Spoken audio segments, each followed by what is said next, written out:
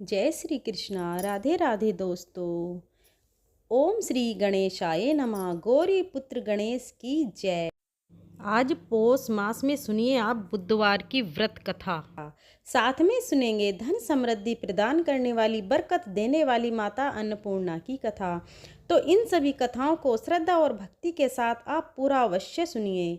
प्रेम से बोलिए गणेश जी महाराज की जय हो। बहुत समय पहले की बात है। गांव में एक भाई बहन रहते थे।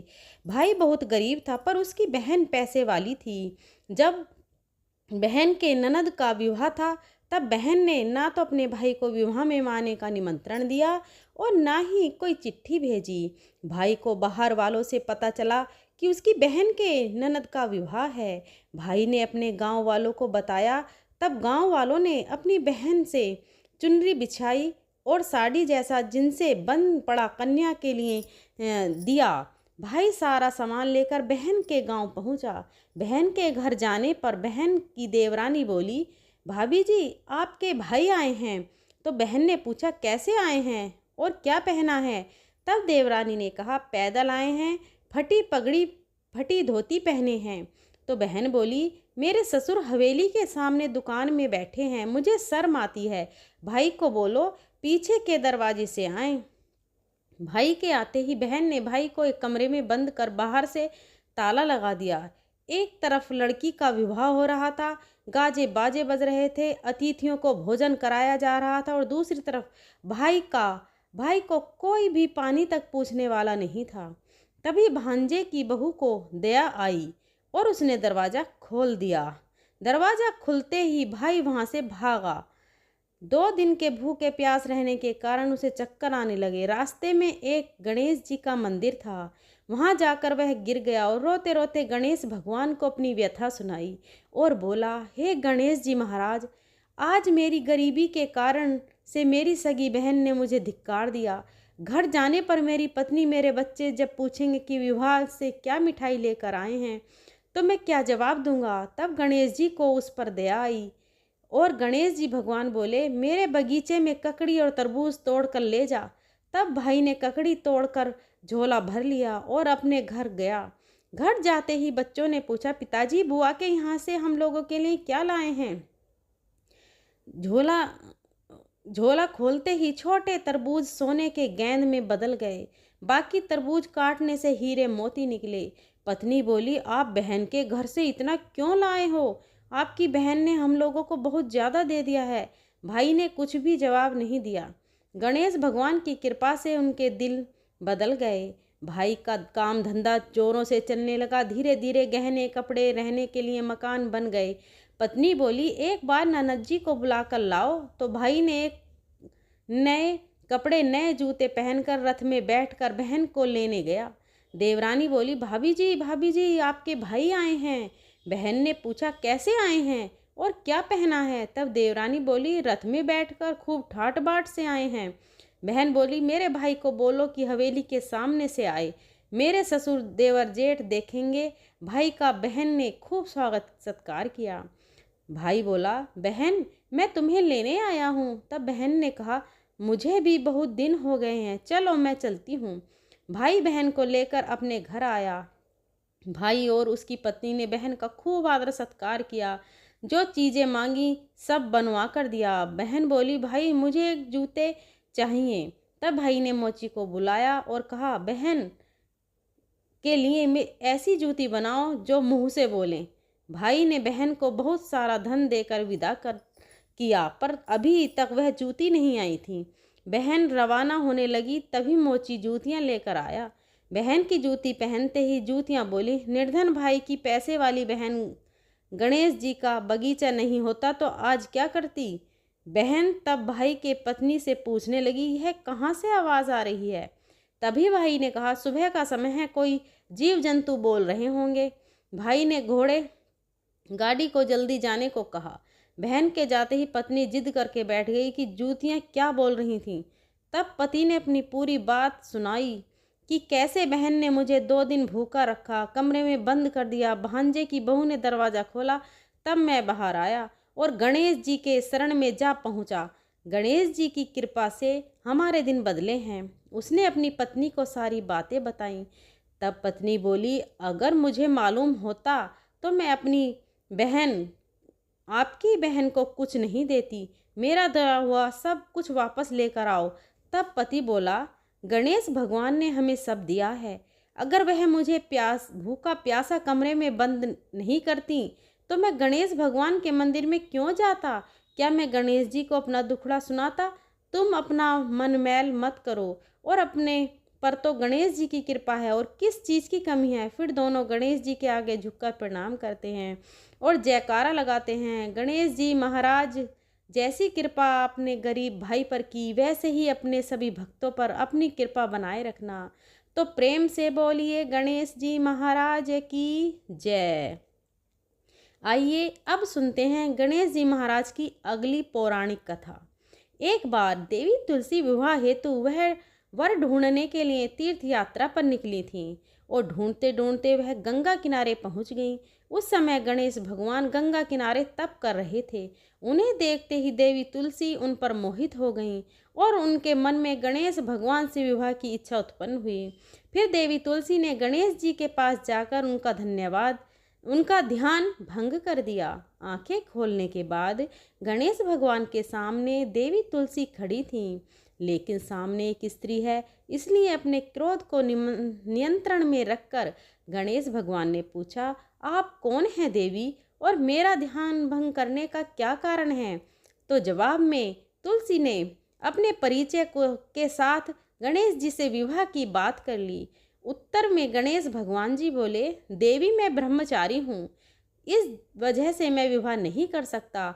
अपने विवाह प्रस्ताव के लिए ना सुनने के बाद देवी तुलसी क्रोधित हो गईं, और उन्होंने गणेश जी को श्राप दे दिया कि उनका ब्रह्मचर्य टूटेगा और उनकी 2 विवाह होंगे। इस बात पर गणेश भगवान भयंकर क्रोधित हो उठे, क्योंकि एक तो वह स्त्री हैं, इसलिए ध्यान भंग करने पर भी गणेश जी ने कुछ नहीं कहा, और इतनी विनम्रता से बात करने पर भी उन्हें श्राप दे दिया। फिर गणेश जी ने भी देवी तुलसी को श्राप दिया कि तुम्हारा विवाह शंख चूर्ण नाम के असुर के साथ होगा। एक देवी होकर भी उनका विवाह एक राक्षस से होगा। यह जानकर देवी तुलसी विचलित हो गई और विनायक जी से इस कठोर श्राप से मुक्ति दिलाने की क्षमा याचना करने लगीं। फिर गणेश जी को तुलसी देवी पर दया आ गई। वे बोले कि मेरा श्राप तो बदल नहीं सकता, वह तो सच होकर ही रहेगा, लेकिन अगले जन्म में तुम एक पेड़ बनोगी और भगवान महाविष्णु जी को अत्यंत प्रिय होगी। उनकी पूजा में भी तुम्हारा एक महत्वपूर्ण स्थान होगा, और कलयुग के इंसानों को तुम मोक्ष का मार्ग दिखाओगी। लेकिन तुमने मेरा तप भंग किया है और मुझे ब्रह्मचारी होकर भी 2 विवाह का श्राप दिया है, इसलिए मेरी किसी भी प्रकार की पूजा में तुम निषिद्ध रहोगी।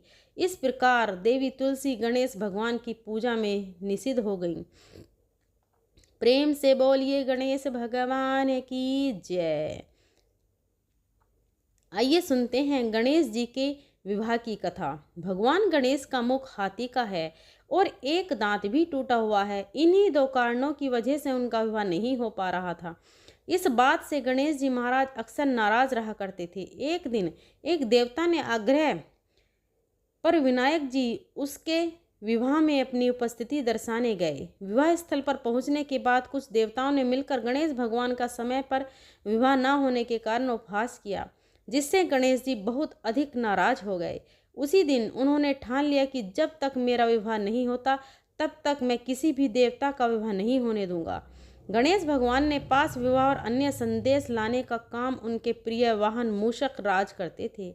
अब मूषक राज जब भी किसी देवता के विवाह का समाचार लाते तब गणेश जी उसे आदेश देते और मूषक राज अपनी सेना के साथ जाकर उस विवाह के मंडप को गिराकर तहस नहस कर देते और बारातियों को भी भगा देते। इस तरह गणेश जी और मूषक जी की मिली भगत की वजह से किसी भी देवता का विवाह नहीं हो पा रहा था। गणपति जी के व्यवहार से तंग आकर सभी देवी देवता भगवान शिव और माता पार्वती के पास पहुंच गए और इस विराट समस्या का समाधान मांगने लगे। भगवान शिव और माता पार्वती ने कहा कि इसका हल तो आपको केवल ब्रह्मा देव के पास ही मिल सकता है।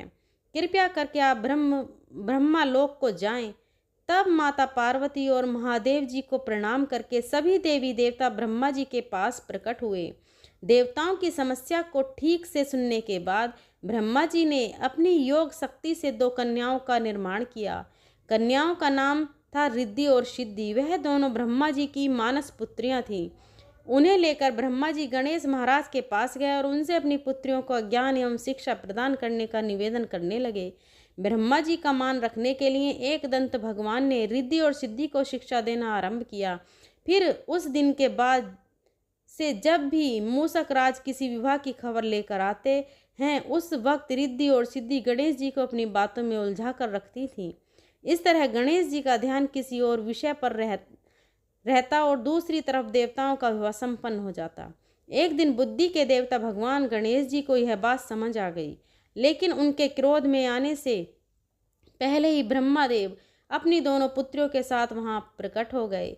रिद्धि और सिद्धि के सामने देखते ही गणेश जी का क्रोध बढ़ने लगा, किंतु विनायक जी के मुख से कोई शब्द निकलने के पहले ही भगवान ब्रह्मदेव ने कहा, गणेश जी, आपने स्वयं ही मेरी पुत्रियों को शिक्षा दी है और अब मुझे इन दोनों के विवाह योग्य कोई वर नहीं मिल रहा। मेरी आपसे विनती है कि आप ही रिद्धि सिद्धि से विवाह करके मुझे धन्य कीजिए। परमपिता ब्रह्मदेव जी की शांत वाणी को सुनकर गणेश जी का क्रोध शांत हो गया और वे उस विवाह प्रस्ताव के लिए हंसी खुशी राजी हो गए। विवाह के बाद अपनी दोनों पत्नियों से उन्हें 2 पुत्र प्राप्त हुए, जिनका नाम रखा गया शुभ और लाभ।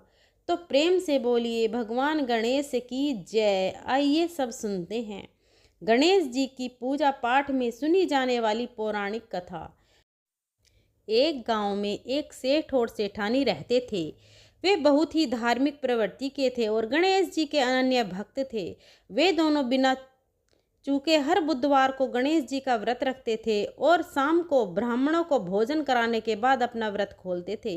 सेठ जी का काफ़ी बड़ा परिवार था। वे सब आपस में बड़े प्यार और भाईचारे से रहते थे, लेकिन सेठानी और सेठ की कोई संतान नहीं थी। इस विषय पर परिवार और लोग आपस में बहुत बातें किया करते थे। सभी लोग सेठानी को बांझ बुलाते थे। यह सभी बातें सुनकर सेठ और सेठानी बहुत दुखी होते थे।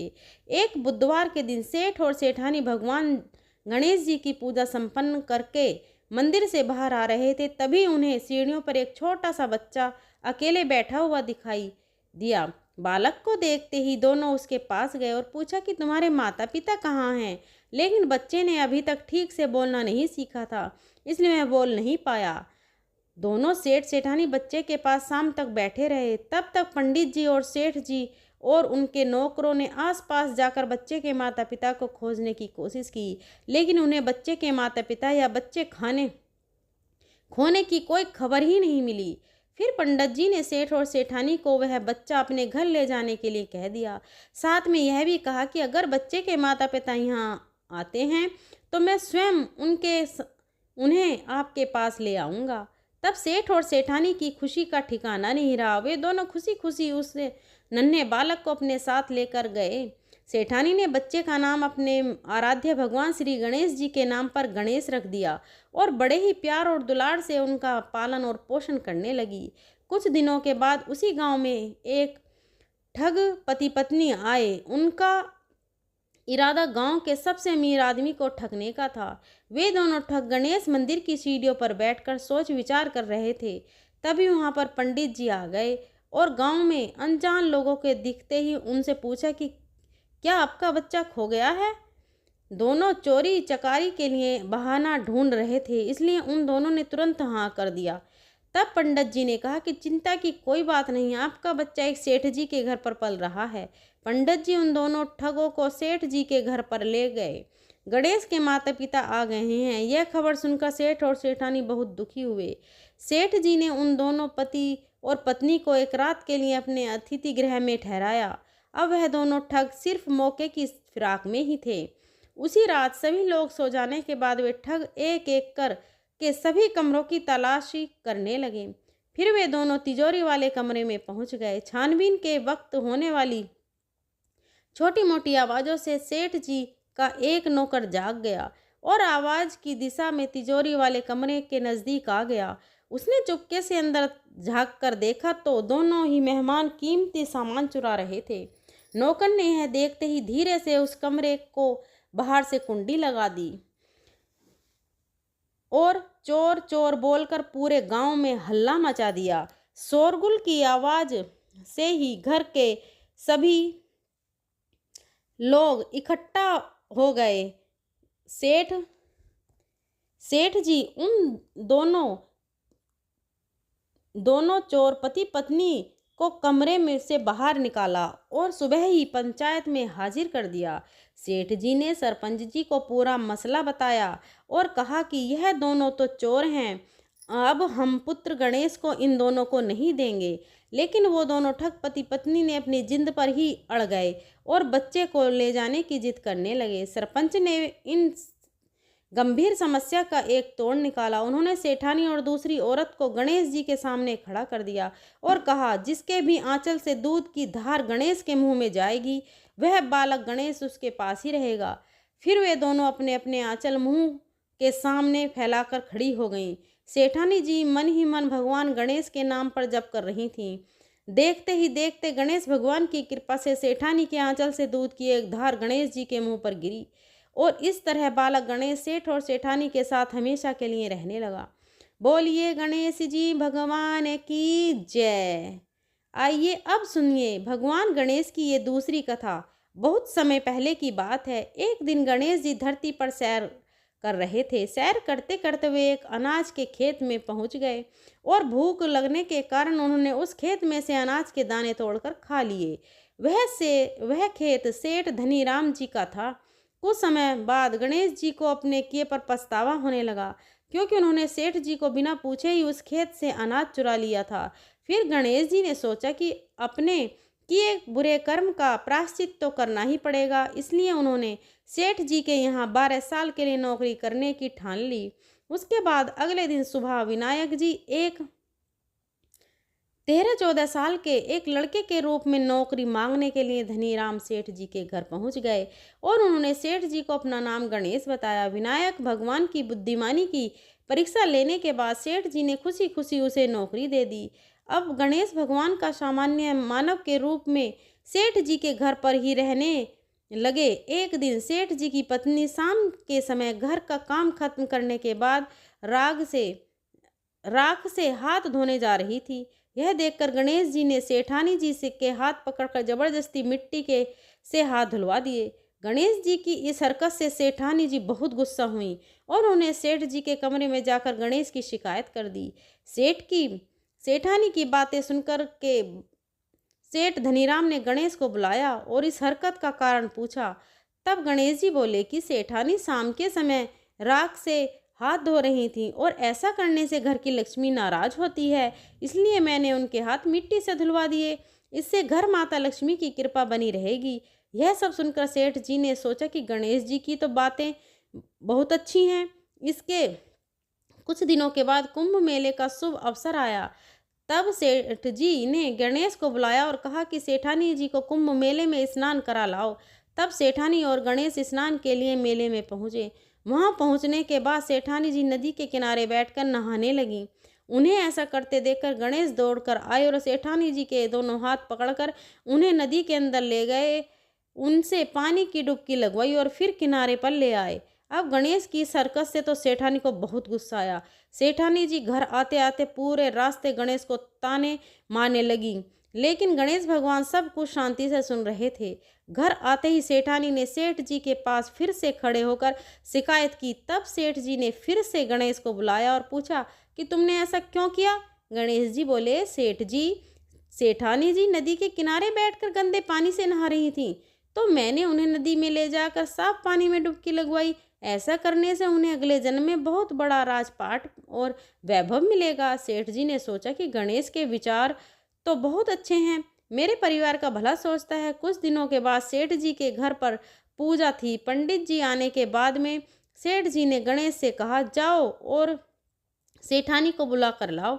सेठ जी की आज्ञा के अनुसार गणेश जी सेठानी को बुलाने गए। उस वक्त सेठानी काली चुन्नी ओढ़कर कमरे से बाहर आ रही थी। वह देखते गणेश जी वह काली चुन्नी उतार कर फाड़ दिए और कहा कि पूजा के लिए लाल रंग की चुन्नी ओढ़कर आओ। अब सेठानी जी गणेश जी पर बहुत नाराज हुई और उन पर चिल्लाने लगीं। इस आवाज़ को सुनकर सेठ जी वहां पर भागते हुए आए और पूछा कि क्या हुआ। तब सेठानी ने बोला, गणेश ने मेरी चुन्नी फाड़ दी। फिर सेठ जी ने भी गणेश को बहुत डांटा। जवाब में गणेश जी ने कहा कि सेठ जी, पूजा में कभी काला वस्त्र नहीं पहनते, इससे शुभ का काम सफल नहीं होते, इसलिए मैंने ऐसा किया। सेठ जी ने सोचा कि गणेश तो बहुत समझदार है। इसी तरह लीला रचाते हुए उसी घर में गणेश जी के 12 साल बीत गए। एक दिन सेठ जी ने नया कारोबार शुरू करने से पहले घर में पूजा रखी थी। पूजा करते करते सेठ जी को याद बताया कि पूजा की सामग्री में गणेश भगवान की मूर्ति तो है ही नहीं। तब उन्होंने अपने नौकर गणेश को पूजा घर से भगवान विनायक जी की मूर्ति लाने के लिए कहा। तब गणेश जी बोले कि मुझे ही मूर्ति समझकर आप पूजा में विराजमान कीजिए, आपके सारे शुभ काम सफल हो जाएंगे। इस बात को सुनकर सेठ जी को गुस्सा आया और वे बोले, गणेश, तुम अब तक सेठानी से मजाक करते थे, अब मुझसे भी करने लगे हो। तब उत्तर में गणेश जी ने मुस्कुराते हुए सेठ जी से कहा कि मैं मजाक नहीं कर रहा हूँ, मैं सत्य कह रहा हूँ। इतना कहने के बाद नौकर गणेश ने अपना असली भगवान स्वरूप धारण कर लिया। साक्षात भगवान श्री गणेश को सामने देखते ही सेठ और सेठानी उनके चरणों में लीन हो गए और उन्होंने अपनी पूजा संपन्न की। इसके बाद गणेश जी देखते ही देखते अंतर्ध्यान हो गए।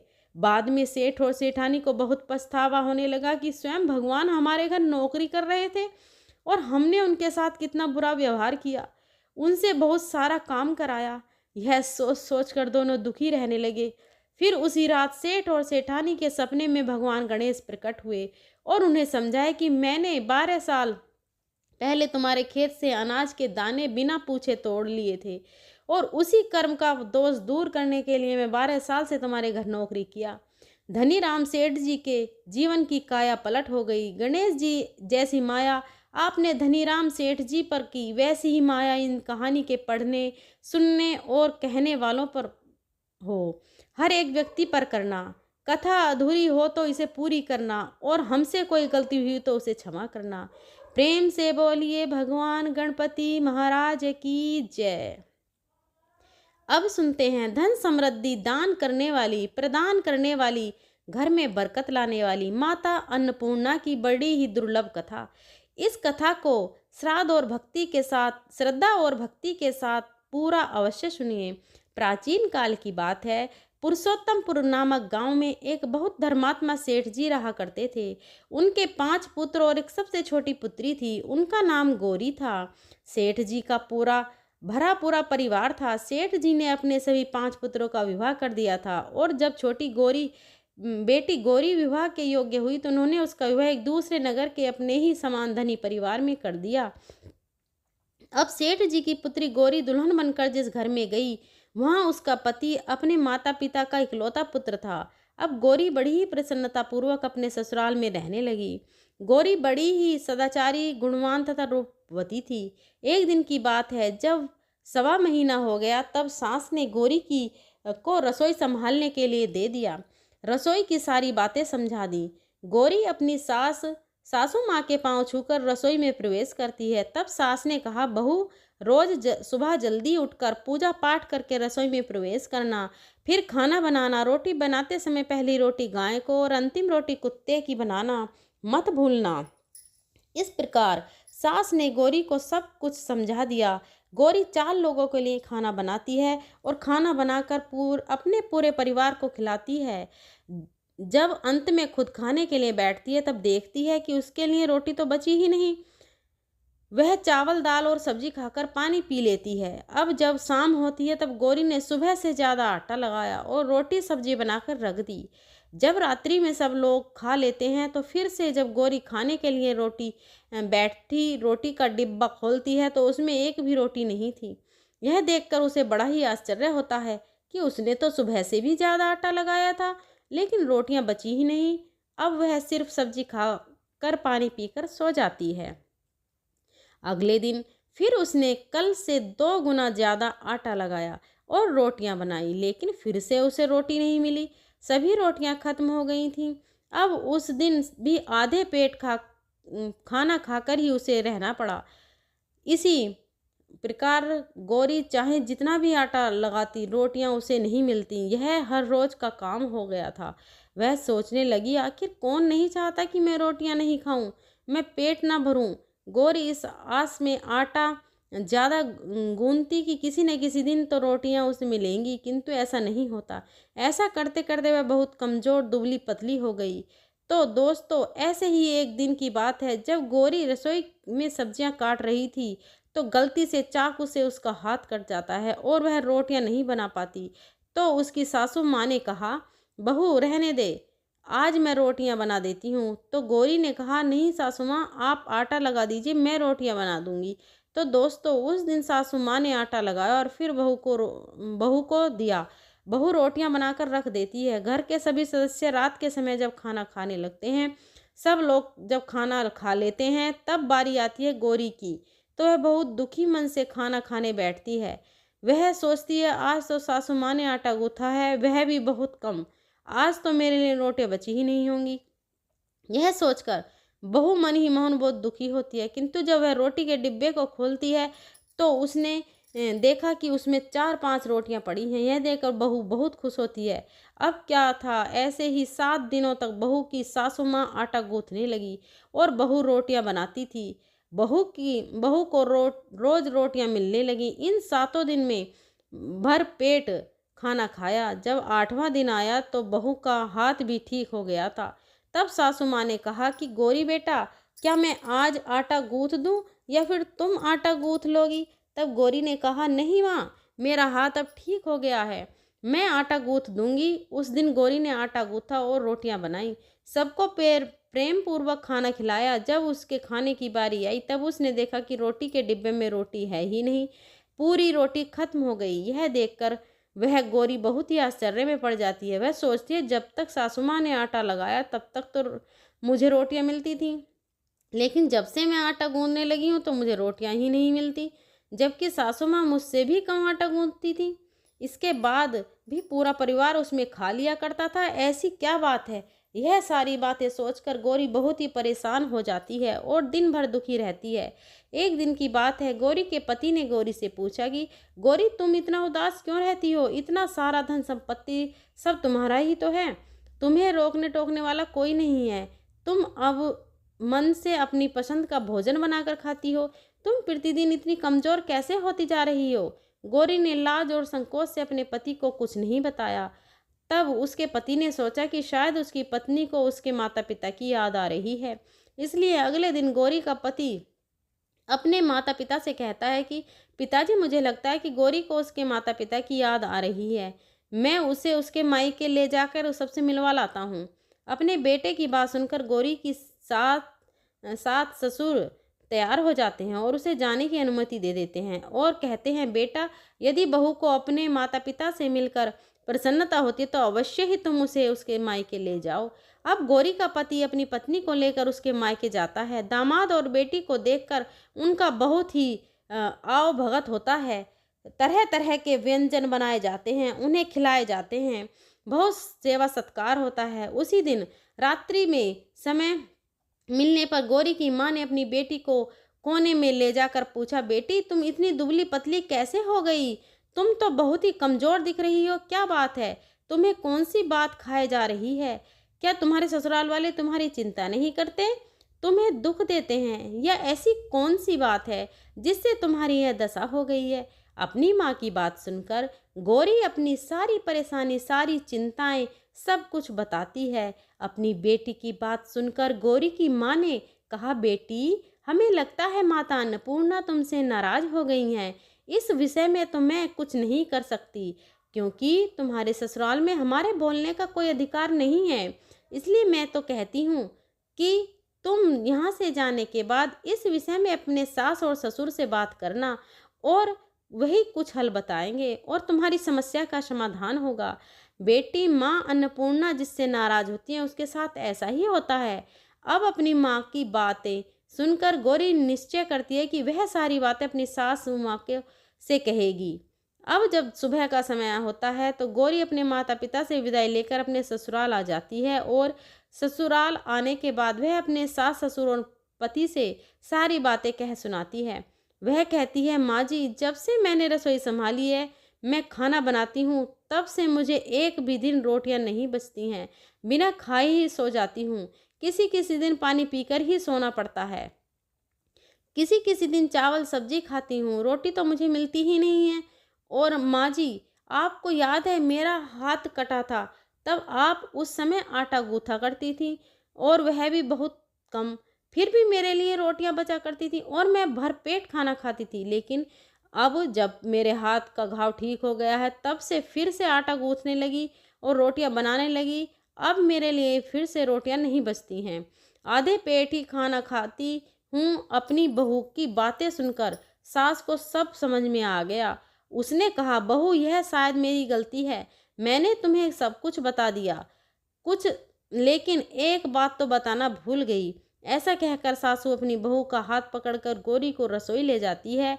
एक परात में आटा निकालकर उसे आटे को अच्छे से गूंथती है और गूंथने के बाद उस गुथे हुए आटे पर अपनी उंगलियों की 5 छाप लगा देती है और कहती है कि वह बहू, यह अन्नपूर्णा का छाप होता है, उनका चिन्ह माना जाता है। आटा लगाने के बाद कोई भी स्त्री इस तरह छाप लगाती है तो उसके घर में बरकत होती है। इसका अर्थ यह है कि माँ अन्नपूर्णा की कृपा सभी परिवार वालों पर बरसे और कोई भी सदस्य भूखे पेट ना सोए। बहू, मैं तुम्हें ऐसा बताना भूल गई, तुम आटा लगाते वक्त आटे पर अपनी 5 उंगलियों का छाप छोड़ देना और माँ अन्नपूर्णा तुम्हारे ऊपर अवश्य ही कृपा करेगी। तुम कभी भी खाली भूखे पेट नहीं सोओगी। यह बरकत का चिन्ह होता है। अब अपनी सासू माँ की बात सुनकर बहू हर रोज आटा गूंथती और उस पर अपनी 5 उंगलियों का छाप छोड़ देती और फिर रोटियां बनाती। अब बहू को हर रोज रोटियां मिलने लगी। वह भरपेट भोजन करने लगी और स्वस्थ भी हो गई। माँ अन्नपूर्णा की कृपा उस पर बरसने लगी। उसके हाथ में माँ अन्नपूर्णा का वास हो गया। घर पर कोई भी सदस्य भूखा नहीं रहता और जो कोई मेहमान आता या कोई भीख मांगने के लिए भिक्षुक आता, उसे भी खाना खिलाकर ही घर से विदा करती। इस प्रकार बहू के ऐसा करने से उसके घर में बरकतें होने लगी, अन्न की वर्षा होने लगी। तो प्रिय भक्तजनों, आटे को गूंद कर उस पर 5 उंगलियों का छाप लगाना हमारी पुरानी परंपरा है। यह माता लक्ष्मी जी और अन्नपूर्णा जी का चिन्ह है। माना जाता है ऐसा करने से माता अन्नपूर्णा सदा प्रसन्न रहती हैं और घर वालों पर अपनी कृपा दृष्टि बनाए रखती हैं। हमारे पूर्वजों से लेकर अब तक यह परंपरा चली आ रही है। सभी माताएं बहनें अपनी 5 उंगलियों की छाप आटे पर अवश्य लगाती हैं और माँ अन्नपूर्णा से प्रार्थना करती हैं कि सबका पेट भरना, सबका कल्याण करना और घर में अन्न धन की वर्षा करना। तो प्रेम से बोलिए अन्नपूर्ण माता की जय। ओम नमः शिवाय। जय माता दी। भोलेनाथ। ओम श्री गणेशाय नमः। आज की कथाएं अगर आपको पसंद आती हैं तो हमारे चैनल को सब्सक्राइब करें और साइड में बेल आइकन जरूर प्रेस करें ताकि आने वाली सभी वीडियो की नोटिफिकेशन आपको मिल सके।